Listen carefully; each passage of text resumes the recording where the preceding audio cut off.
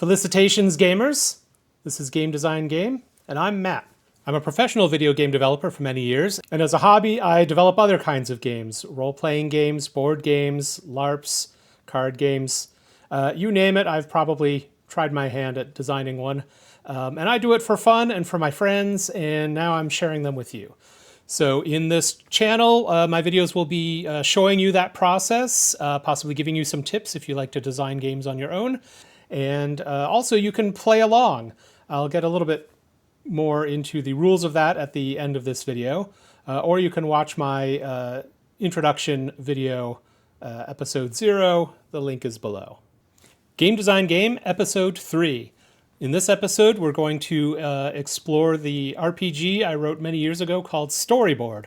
Storyboard is a very simple role-playing game that can be used for a lot of different settings and a lot of different styles of play. And I'll show you how that works and how to play in today's episode of Game Design Game. Game Design Game. So today's game, Storyboard, is what's called a role-playing game, often called RPG. For those who haven't played them before, role-playing games can seem a little intimidating, a little confusing, and it's a little hard to explain. So let me tell you how role-playing games work. So there are many kinds of role-playing games. The most common form is what I would call a story game, in which there's some sort of overarching plot, and the players are taking the role of individual heroes whose job is to foil that plot.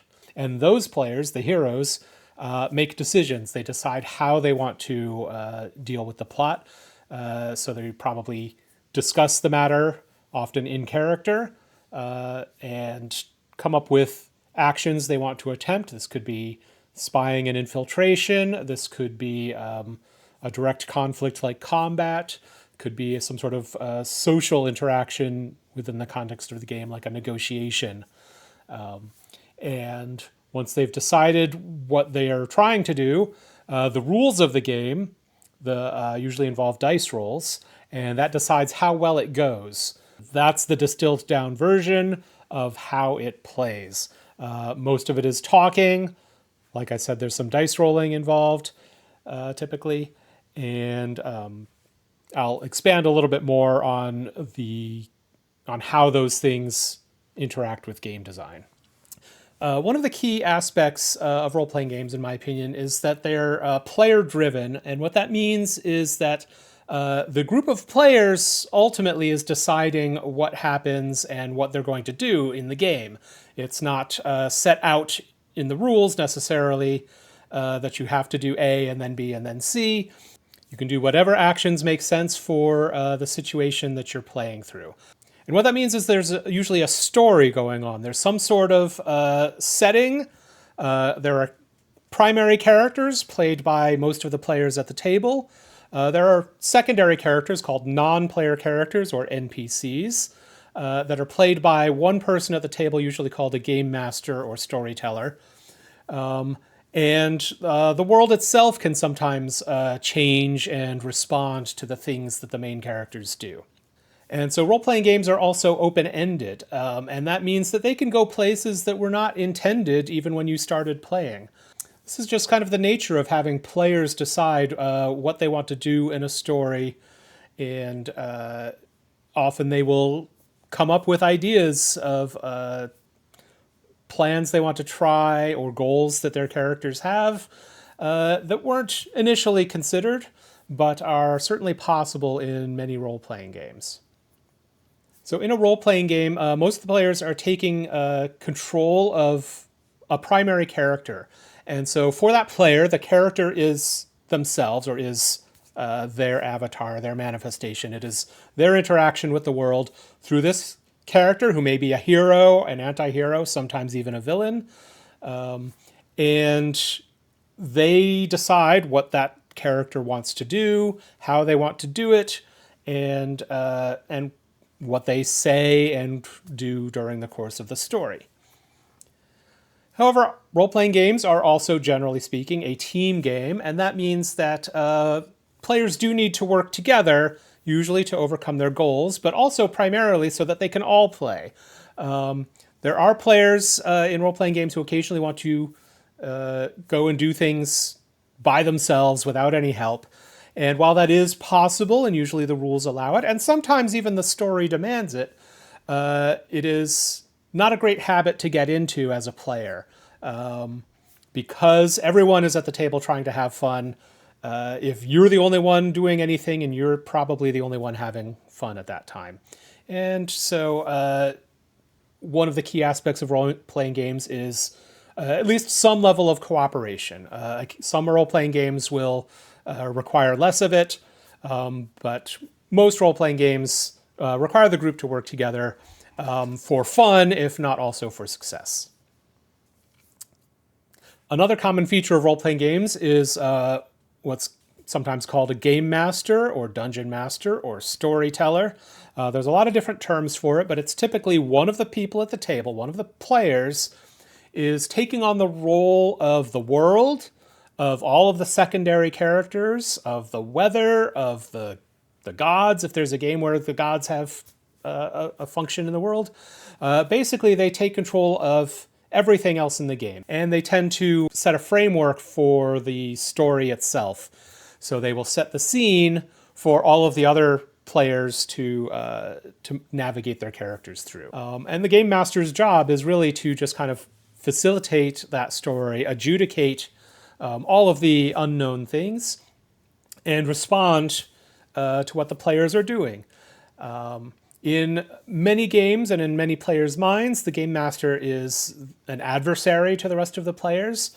I don't consider that the best approach. I like to think of the game master as sort of a cooperative, overseeing force. The game master's goal is to set obstacles that can challenge the characters, but ultimately their goal is also to make sure that the story moves forward, that the characters have chances to do reasonable things reasonably well, and to make the whole thing a little more alive, a little more exciting, so that it doesn't just devolve into a childhood game of I said A and you said B. The game master directs things. When designing a role-playing game, there are a lot of things to consider. The open-ended nature of it requires rules that are flexible and allow some amount of interpretation and even a little bit of flexing during play, where normally it does something very simple and rigid. There might be a situation where it needs to give way a little bit to the intent of the players. And that flexibility can be the part that's a little intimidating to people who want to play role-playing games and haven't really thought about it too much.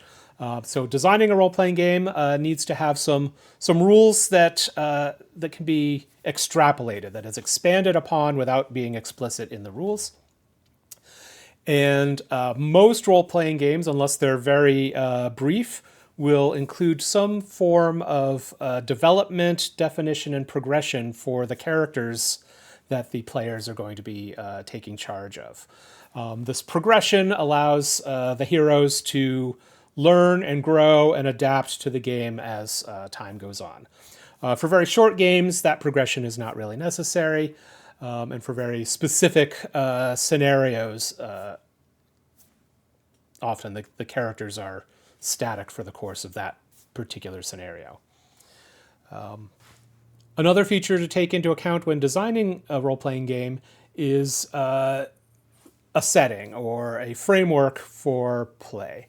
While Storyboard is fairly open-ended, I'll get into that later, most role-playing games are centered around a particular location or time period or setting, and sometimes even a very narrow concept. And so designing an RPG, a large part of it often is identifying the setting that you want to control.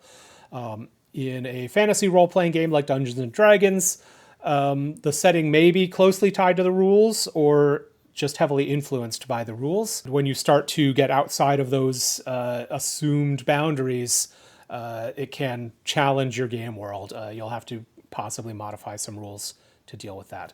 Designing a role-playing game from the ground up, you get to make those decisions and integrate the understanding of the rules with the understanding of the world. which is both a challenge but also some of the fun of it.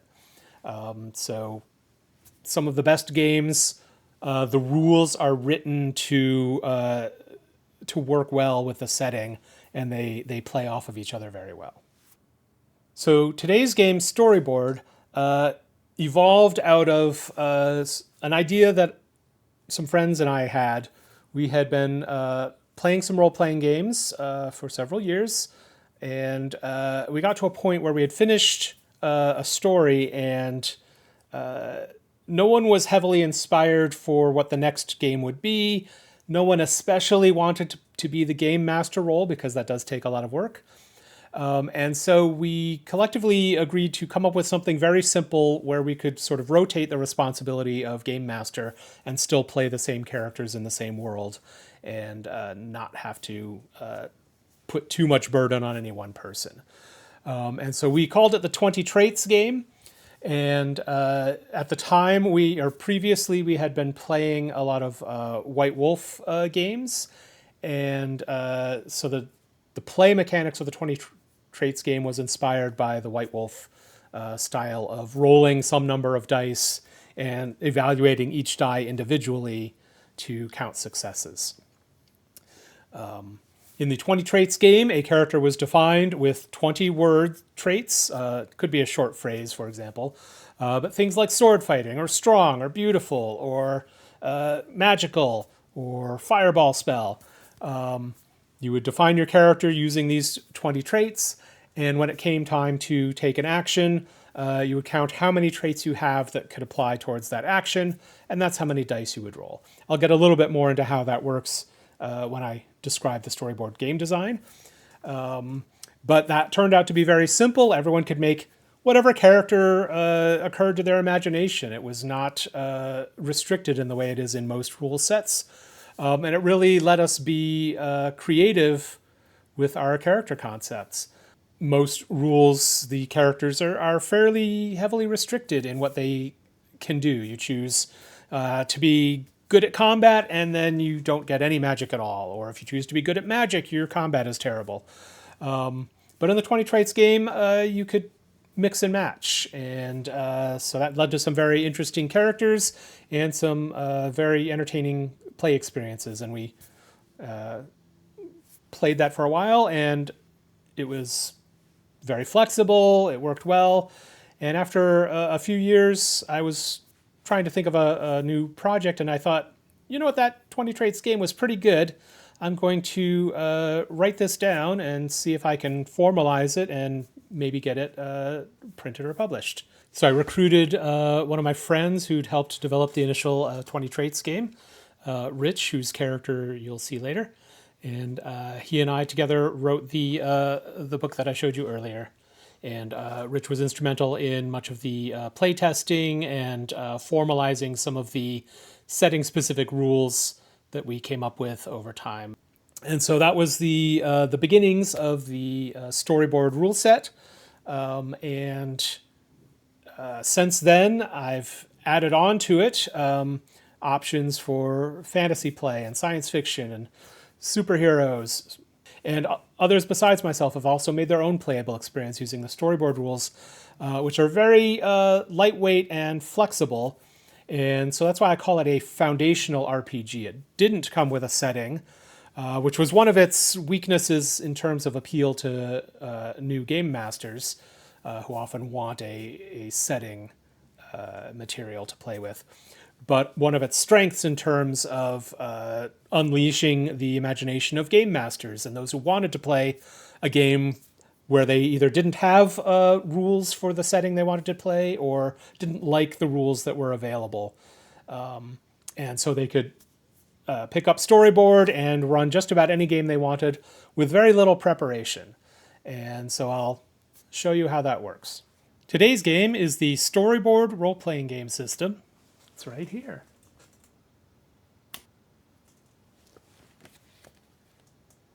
Storyboard is a lightweight book, just 32 pages. It is strictly a rules foundation upon which many role-playing games could be based.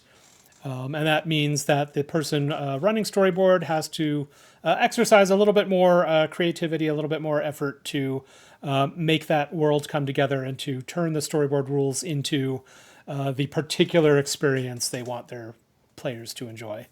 As a foundational system, that means it is based on some fairly simple core rules principles. So the first one I want to talk about are traits. The basis of Storyboard game is that word traits can describe anything in the rules space. Can describe a character. That's the common way of using them. But if you're playing in a science fiction game, you can use traits to describe the ship that the characters are traveling on, the features of that ship relative to other ships that they encounter. You can use traits to describe a large group, like an army or a family, if you were doing some sort of Game of Thrones style play. Each family would have a set of traits. And that's one of the wonderful pieces of it that other role-playing games really don't handle very well, is the flexibility to use these rules at a lot of different scales. And I have run games in the past where the characters had traits, but then when they got into a large conflict with allies and large groups of enemies, we would scale it up to the army scale, in which the armies had traits, but some of the traits of their friendly army were each of their characters.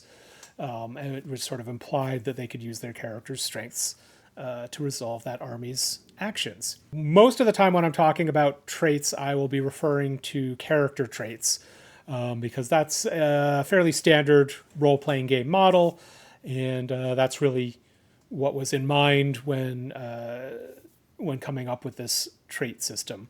When developing a character in Storyboard, it is at the same time incredibly easy and freeing, and sometimes a little bit intimidating, and that's because in the core rules there isn't really a list of traits to pick from, and so that requires, again, a little bit of creativity and imagination on the part of players when they are making their characters. A game master can speed this process along by suggesting traits or providing lists of traits that go with their particular setting, or by creating base character archetypes that the players can then use and just modify or flesh out a little bit once they have the idea of it. Describing a character in Storyboard really just means writing down these traits. So here's the quote-unquote official Storyboard character sheet. As you can see, it's just a bunch of blank lines, and you could use any sheet of paper, loose leaf paper or blank printer paper. You could use index cards, though there's a limited amount of space on these, so that would work for like a one-shot game. You could use graph paper, or for long-running campaigns, I made a little spreadsheet / a database that I could use to store people's characters and print them out. And that way, as they modified their characters, information wouldn't get lost. They wouldn't have to scribble things out. We could group traits together, and in long-term play, that makes things go a lot more smoothly.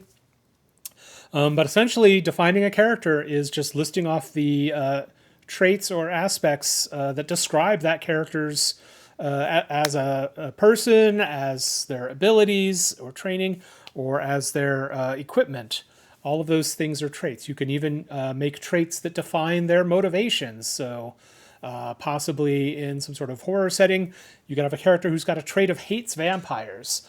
And as a trait that could come in handy anytime they're facing a vampire. It could be a benefit to act against vampires in a variety of different ways, not necessarily just fighting.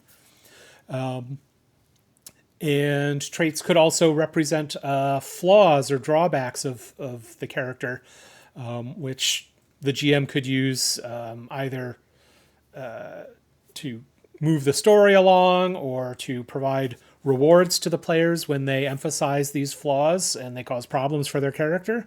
Or this could be described as something that the game master can take advantage of, and in exchange the player maybe gets to add a few extra traits to their character to counteract having taken those flaw traits. And so I'm going to break out of the video mode and show a character. And we will take a look at what a storyboard character might look like. I have a sample character open here. This is Lyric, whose player was Rich. This was for a game that was taking place primarily in a single city. So the players were asked to make characters that had ties to the city, had reasons to care about it, which would make it much easier for them to get involved in the adventures that were taking place here. So Lyric's concept is essentially a street rat all grown up who was chosen by a goddess and had a mysterious mentor for some skills that never would have been taught in the streets. So on the character sheet here, I've created some groupings. They have no rules, purpose, or effect. They are merely there to help players organize their traits, which is helpful when they are going to take an action and they want to find multiple traits to apply to that action. So the first group, Innate, is going to be different from the others I'll show you. The Innate group is really for primarily for the traits that apply to someone who's simply by virtue of being a grown person. These are their inherent capabilities, even if they forget all their training. So I'll just run through a few of these real quickly. I'm not going to delve too deeply into these traits. So alert, athletic, we know what these words mean.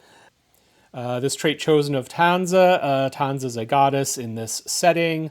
In fact, a goddess that the player Rich helped to invent. So this character was really created as sort of another way for Rich to interact with this goddess that he had helped to invent in the world building.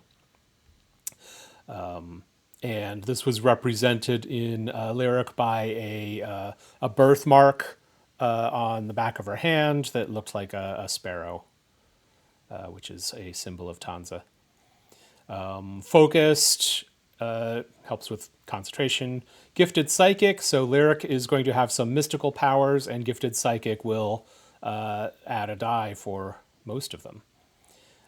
Healthy, innocently attractive, so this is giving some clue about what Lyric looks like.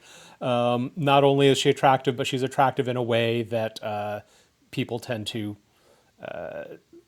believe her even if she did something she shouldn't have. So this can help her get out of trouble sometimes. Lithe, another physical trait, and Psionic Gifts. This was a trait, part of those setting rules that they were working with that I made for this campaign. If they wanted to start with innate mystical powers, they were required to spend one of their traits on the Psionic Gifts. By itself, it only helps those specific natural powers, and it's just a way to make players think really hard about whether they want to unlock special powers at the start or not, because it costs a little extra to do it.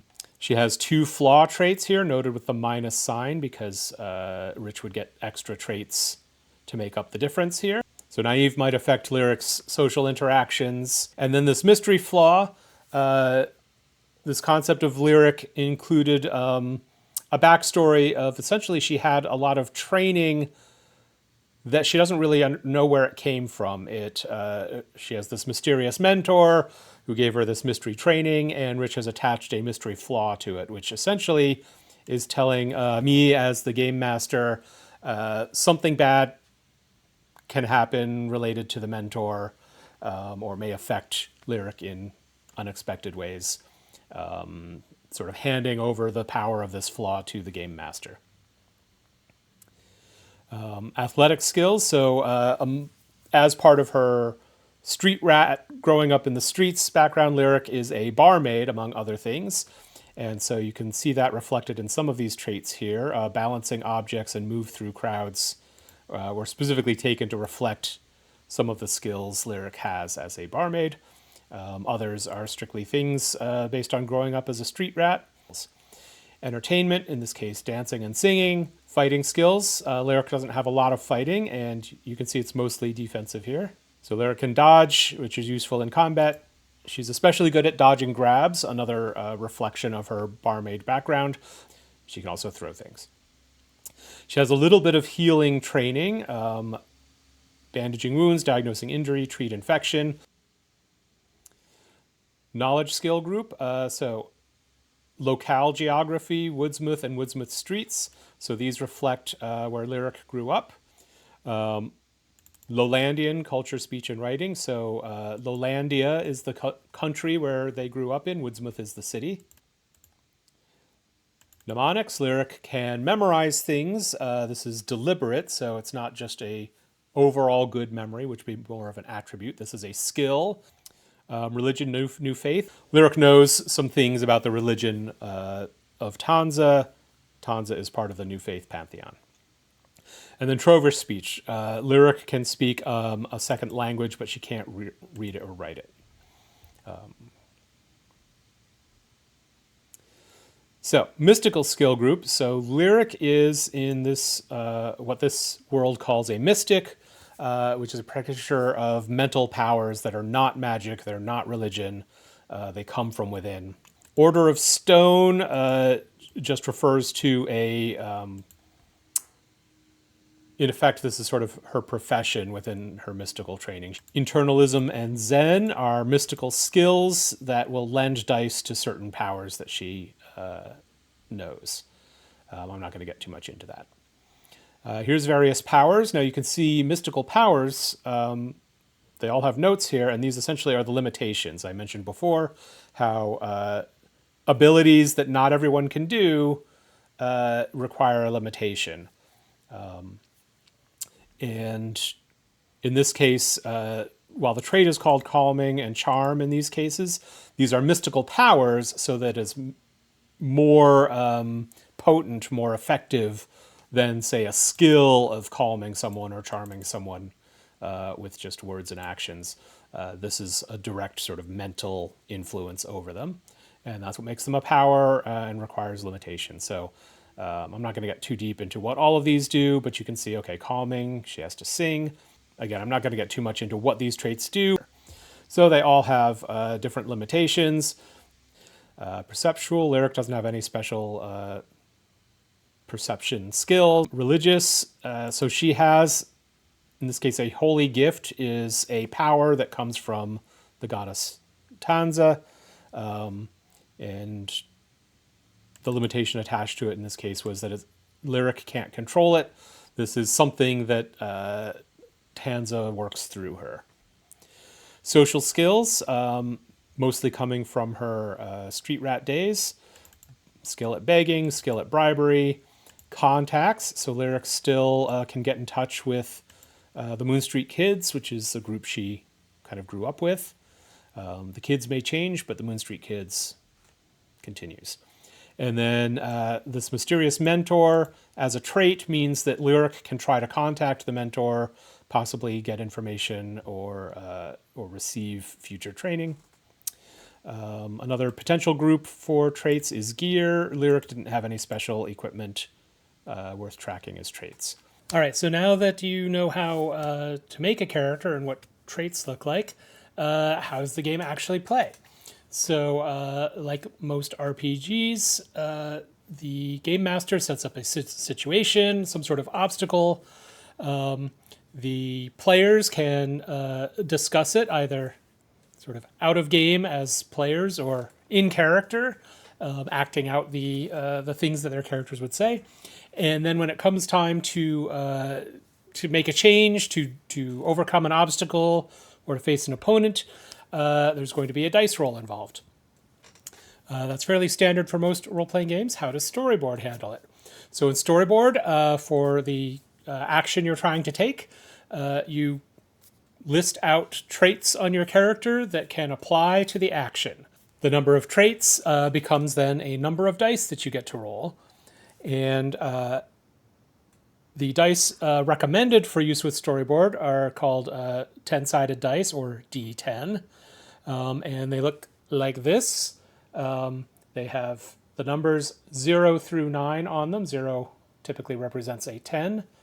They're common in role-playing games. They're very rare outside of role-playing games. However, Storyboard can work with any die type, so there's a way to play this with 6-sided dice, or D6, or any type of die you want. But for purposes of today's discussion, I'm going to be assuming 10-sided dice. You count up your traits, and the number of traits becomes a number of dice. There's 2 things I want to note about this. One of them is what's called a freebie die, and that really just means that there are things that anyone can try to do, whether they've had training or not, simply because they're a living being. If it's something that that type of character could do without any training at all, just by instinct, then they get a freebie die, and that means it's a free die to add to their traits. So if you've got 4 traits that apply, but it's an action anyone could try to do, you get to roll 5 dice. But more importantly, if you have no traits that apply, you still get to roll 1 die. So once you figure out how many dice you're rolling, now there will be sometimes a bit of game master involvement in this decision. Players may try to push their traits for things that maybe don't really appropriately apply, or they might forget their traits. The game master ultimately can decide, yes, that trait applies and you get a die for it, or no, that trait really doesn't make sense here. There's a little bit of intuition required and a little bit of cooperation. Ultimately, the group can't spend too much time debating this, so the game master ultimately can allow or restrict dice for whatever reason they need to. So once you've got your number of dice, you're going to roll them. So this is a 10-sided die. There's the number 1. There's the 0, which usually represents 10. And so when you roll it, you read the top face, and that's a 2 in this case. When resolving actions in Storyboard, the number of dice you roll is based on the number of traits that you can muster that apply to that action. So in an example where you've got 2 dice to roll, you roll those dice and you have a target number. Target number you're trying to roll equal or higher than that. So let's, for sake of argument, talk about a target number of 6. So I roll these 2 dice, and I'm trying to get a 6 or higher. You see I've rolled a 5 and a 6. That means I got 1 success with my 2 dice. Each die is treated separately. You don't have to add or subtract or multiply anything. You just look at each die and count. So 1 success. If you have a lot of traits available, you can roll perhaps 5 dice. In any case, if you're rolling 5 dice and your target number is 6,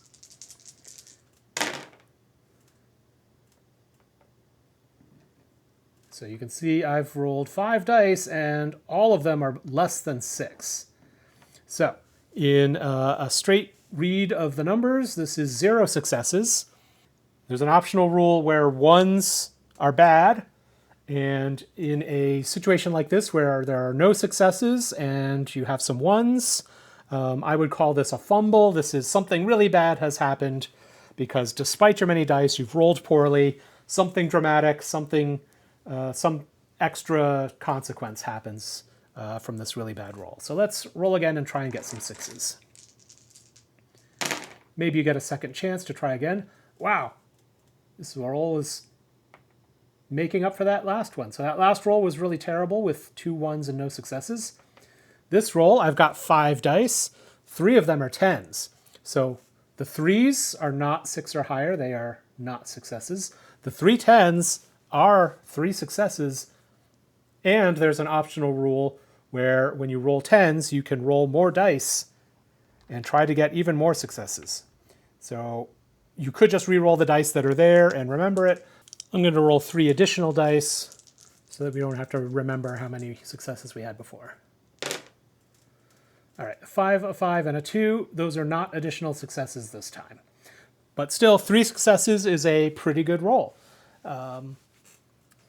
And Now we're going to talk a little bit about the target numbers. So we've been using a target number of 6 or higher, but based on the traits you're using or situations, you might have an even higher target. So let's try a roll where the target number is 8.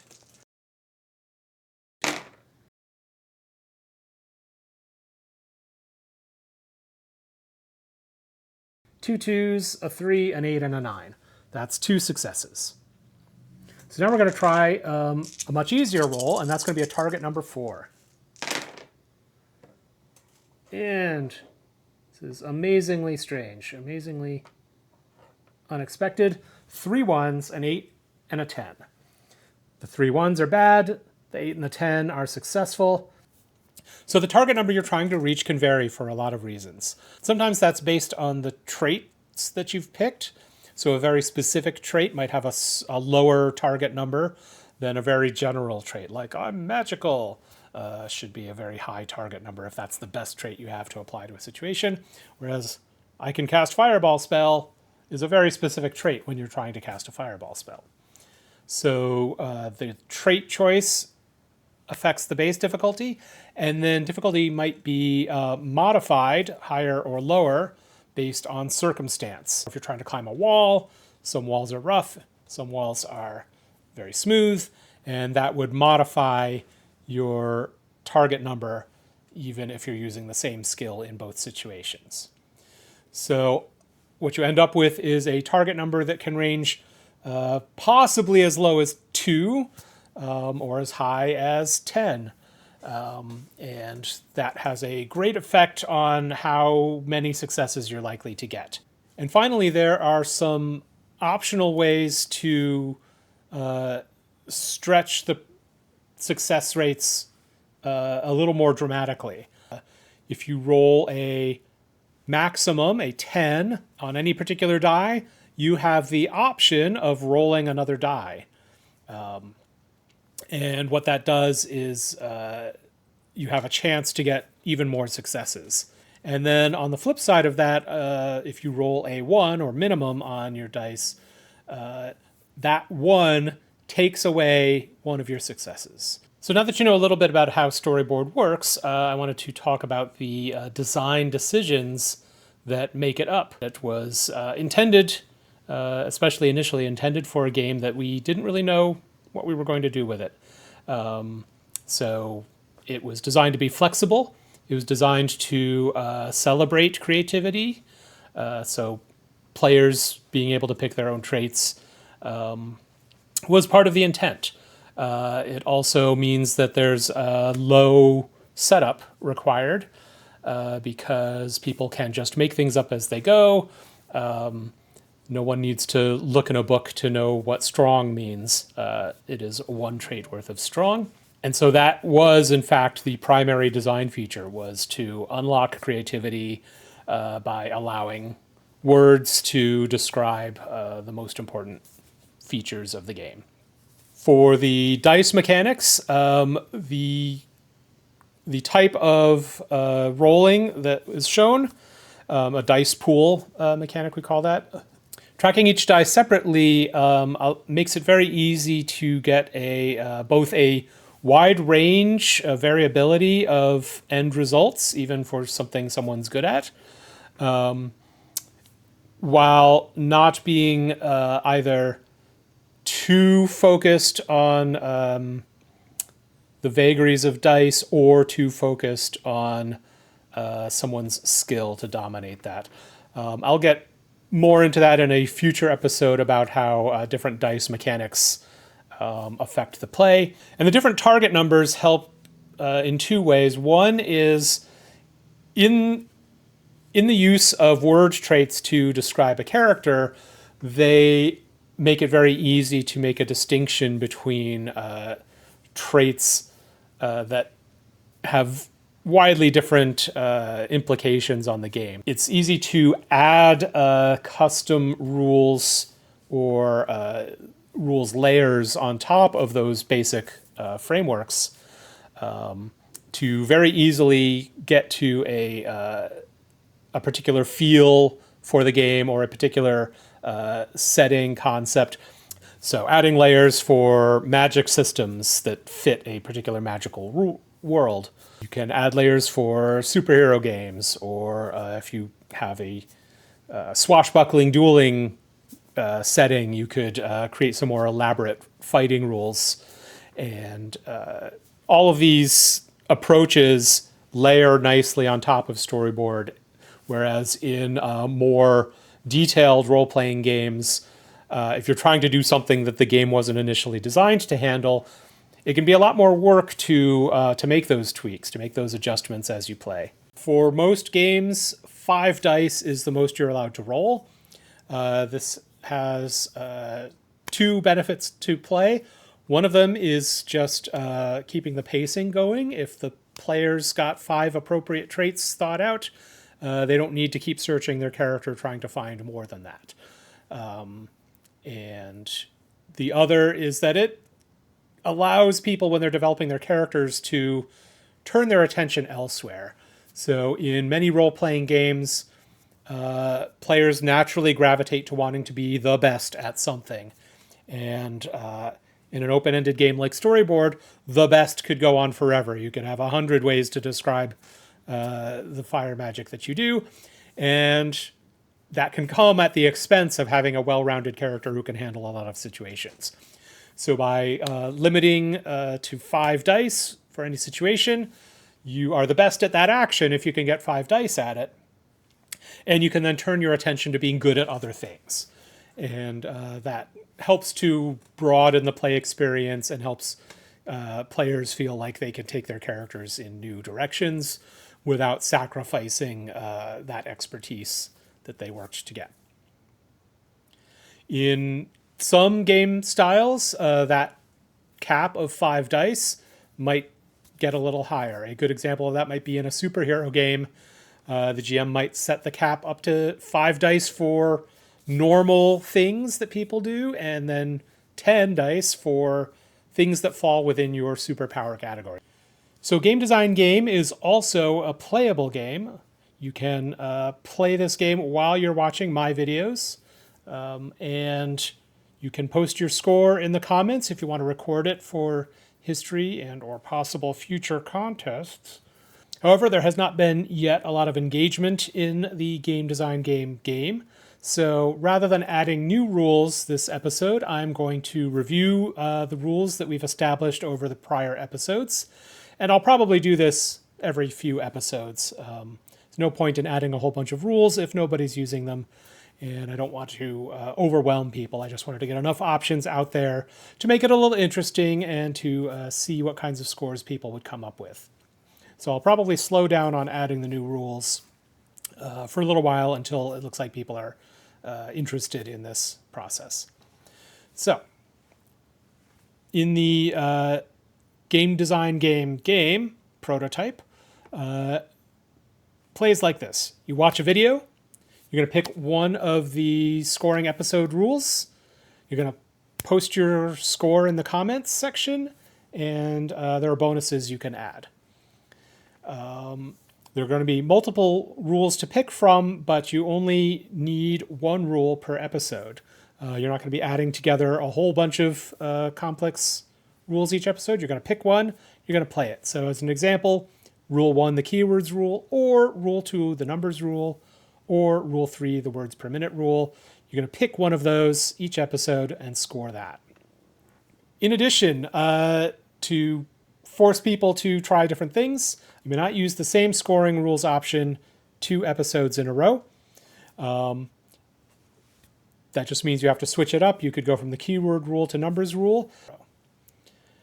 Bonus rules, bonus points, can apply to every episode, and multiple bonuses can apply to the episode. Some bonuses last forever.